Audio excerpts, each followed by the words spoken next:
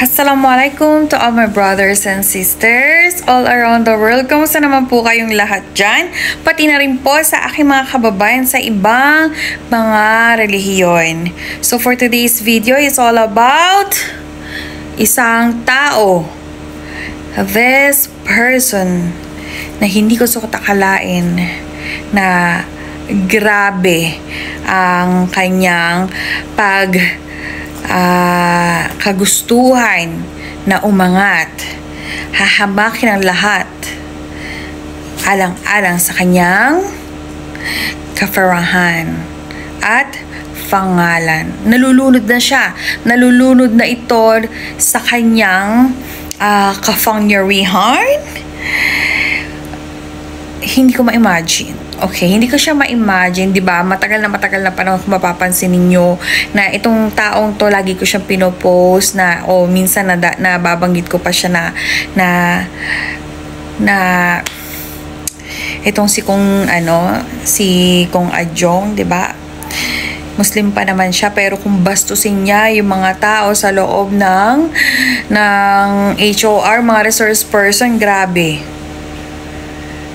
Kay Tatay Digong, 'di ba? Tsaka kung magsalita siya, akala mo firm na firm ang alin, bulsa. Kong Adjong, wala kang kahihiyan. Hindi ka marunong mahiya. Kung hindi dahil sa mga Duterte, walang BARMM. Muntik pa ako mabulol, 'di ba? Mahal na mahal ko ang mga kapatid natin sa sa Moro kasi naintindihan nila ako why I don't wear hijab. Pero ikaw, hindi na namin maintindihan bakit ganyan ang pag-uugali mo.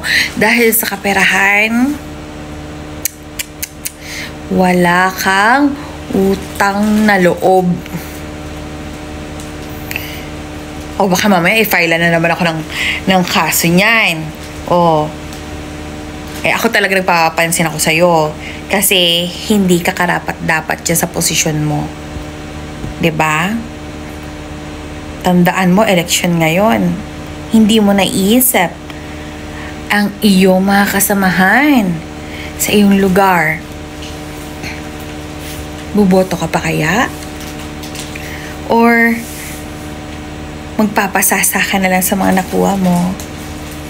Well, inshallah talaga, dumating ang time na gisingin ka ni Allah sa lahat ng ginagawa mo na masama sa ibang tao. Hasbi Allah lek. Hasbi Allah lek Kong Adjong. Hasbi Allah lek. Alam mo kung ano ibig sabihin nun? Pero dahil sa ginawa mo kay BP Sara, Hasbi Allah lek. So, yun lamang guys. Itong video na to is para sa kanya naman talaga. And, ako kasi is, I'm a converted Muslim, pero malaki utang na loob ko sa mga tao sa loob ng Muslim kasi minahal nila ako as their own sister.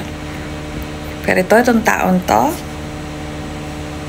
wala. Ngayon pala nakikita nyo na ang kanyang ambisyon.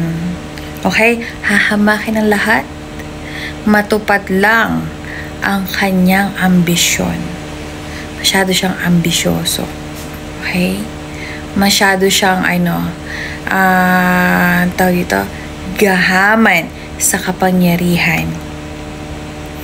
Wala naman siyang magandang nasabi mula nung lumabas nga siya sa media. Meron bang magandang lumabas sa bibig niya na para lumabas sa bibig niya na para sa mga taong bayan? Wala naman kasi from the start, kung pagsalitaan niya yung mga tao, parang walang pinag-aralan. Kung magalit siya doon sa HOR, parang ganyan ang tingin niya sa mga tao. At siya ganun na ganun. Well, yan, pagpasensya niya na may mga pimple patch ako kaya hindi ako makapag-live kasi nag-breakout ako mula nung impeachment signage. So, signage! signing. Uga ka na naman, Yumi eh. Oo, nag-breakout ako, promise. Ayan o, ito, isa, dalawa. Ito pa yung isa, antindi nang nangyari sa akin. Talaga nag-breakout ako. Hindi ako natutulog, guys. Hindi ako nakakatulog sa ginagawa nila kay BP Sara. And naawa talaga ako kasi, alam mo, nakakaiyak. Nakakaiyak na yung taong na nahimik, panay pang inuungkat itong si 125 million compare naman sa lahat ng mga nabubuksan na natin mga kabaliwan sa kaperahan nitong mga nasa posisyon. Akala nila nakalimut na tayo sa sa vice cam. Akala nila ma-cover up nila yung sa PhilHealth. Ang dami-dami na nilang pinaggagawa.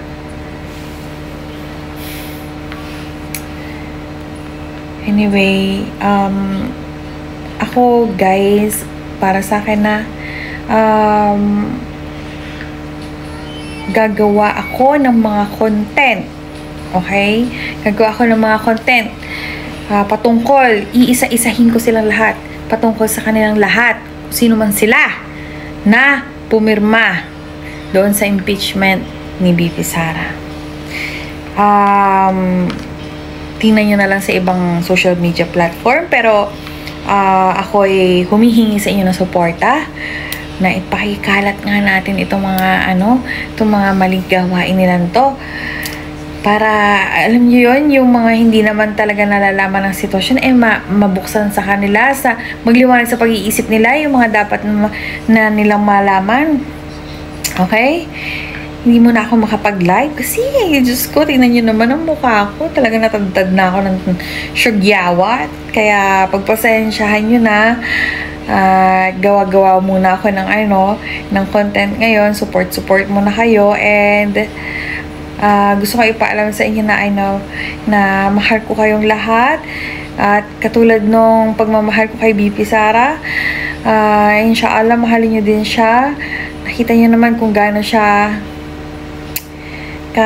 katibay, kung paano niya ipaglalaban ang Pilipinas. Patuluyang siya na lang humarap sa impeachment, basta tayo unahin natin ang kabuhayan natin.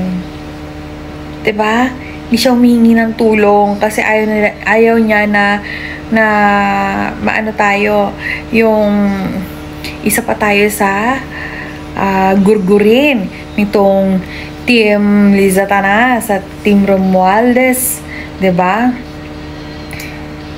Well, ang dami na nangyari sa Pilipinas na dapat